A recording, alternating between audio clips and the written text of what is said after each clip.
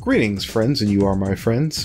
Thank you for everyone who came out. Since we're going down from 18 to 6 today, we're going to run the big tournament side by side with the little one.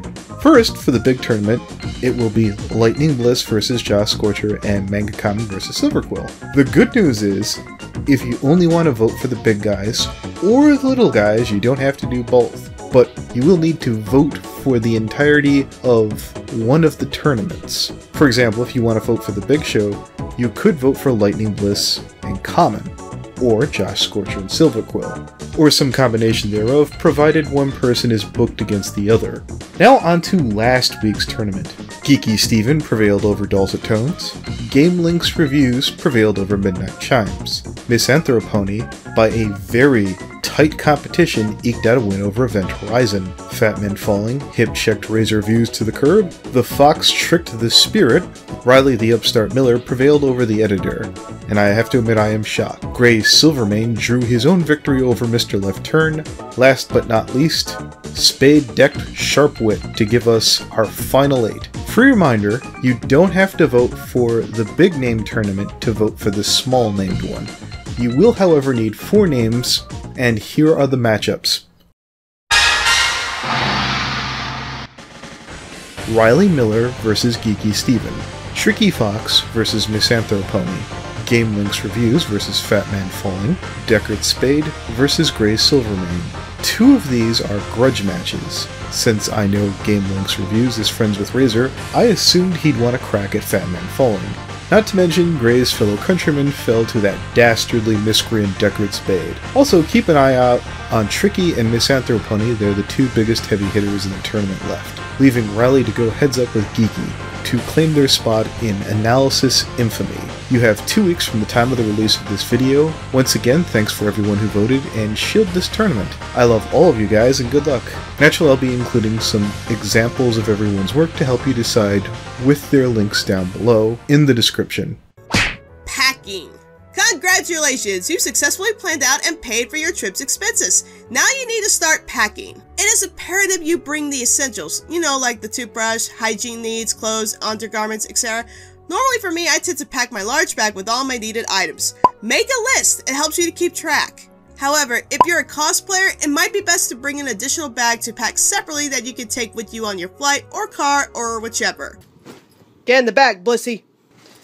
Get in the bag! With all due respect, Apple Bloom. You are full of crap. Then we get to Big Mac's speech, which is one of the most vulnerable, touching, and even world-building moments of the show. Not only does it give it insight into what it's like being the sibling of someone who continuously saves the world, but it really resonates with those who have family. And if you have multiple siblings, chances are that you feel every line of it. But as you would imagine, Pinkie Pie tries to show the brighter aspects of the rocks of Ponyville to convince her sister to stay, and I wouldn't mind one. Modelina Daisy Pie! This'll be easy! Modelina? Daisy? What? Mod, you are the best! You never know when the lightning of friendship will strike. Wait, don't say— And to your left, you will see a complete idiot who thought that lightning puns on shocking developments was a great idea for good jokes, so I vaporized him instead, just to spite him. Yet look at how she's done since. She's led the town in both celebrating and respecting the breezies. She's gone off on adventures outside her comfort zone. She's pushed herself to do more and in turn acknowledge what she really enjoys. Having found her footing, she's now better equipped to help others move forward. Of course, one shouldn't assume this is a one-way street. Fluttershy has grown and changed thanks to others' influence. Certainly her friends, but in particular—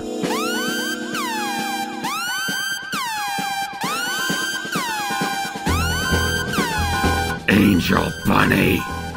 Now, there have been 2 different sides of this episode that I've seen from a couple analysts whom I greatly respect, but whose opinions on the episode I have to disagree with. The first one is that the Wonderbolts are a perceived military organization, and what they're just doing is knocking Rainbow down a few pegs with some light teasing, and how that makes for a great parallel to the real-world military in that you'll just have to accept that if you want to get anything done. The other is that the Wonderbolts were going out of their way to tease somebody when they should have been focusing on actually doing the work at hand. And the parents are likable enough in their unconditional love for Rainbow Dash.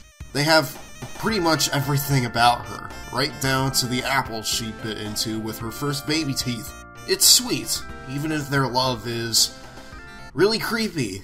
Like, one of the things that Rainbow Dash's mom has is the diaper that Rainbow Dash wore when she spoke her first words.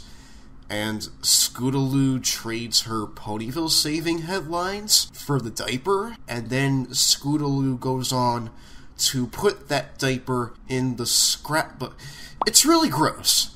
I can't be the only one who thinks keeping a diaper is disgusting. And then Season 6 happened. Applejack never was my favorite character, but I still liked her.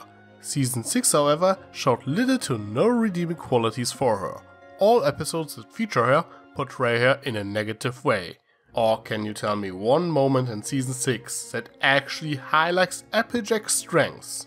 And I'm not talking about AJ proclaiming that she never lies in Viva Las Pegasus. That's just pretentious. That does not mean that every episode with her was automatically bad. I enjoyed Buckball season a lot, and plenty of people liked Where the Apple Lies and Viva Las Pegasus. However, while her actions in those are at least somewhat understandable, these episodes are still about proving her wrong. So let's get the obvious out of the way first. Applejack is insufferable in this episode. Not only does she go out of her way to show how unqualified she is for this position, but she keeps hammering in how she thinks she is and that she knows better than the people with more hands-on experience. Throughout the whole thing, she acts rude and inconsiderate, even going so far as to wreck the clothing at one point, even when it was shown to be perfectly stitched. Yes, Applejack is stubborn, but she's not an idiot. At least she's supposed to know better than this. And every time she acts up like this, she follows it up with something like, "It's my opinion," and even uses it as a defense when she insults everyone over what she thinks of their passion.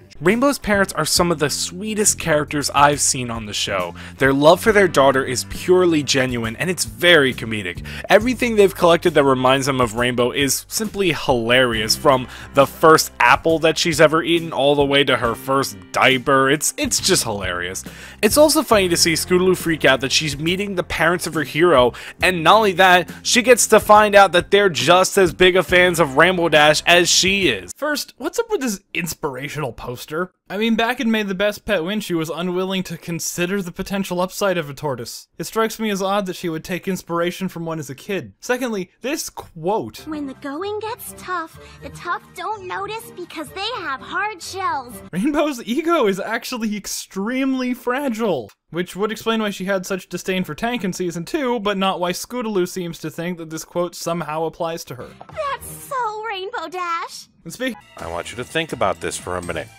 Bo put in sound effects to the door because they admire their daughter that much.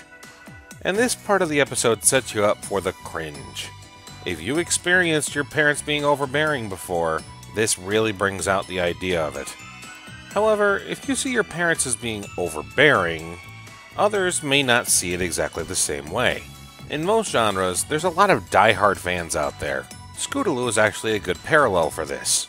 She is supposedly Rainbow Dash's #1 fan. Well, that's your problem.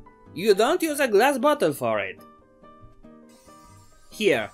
Solid Ruthian iron, double sealed with blood magic and equestrian magic, will not leak unless you know the key.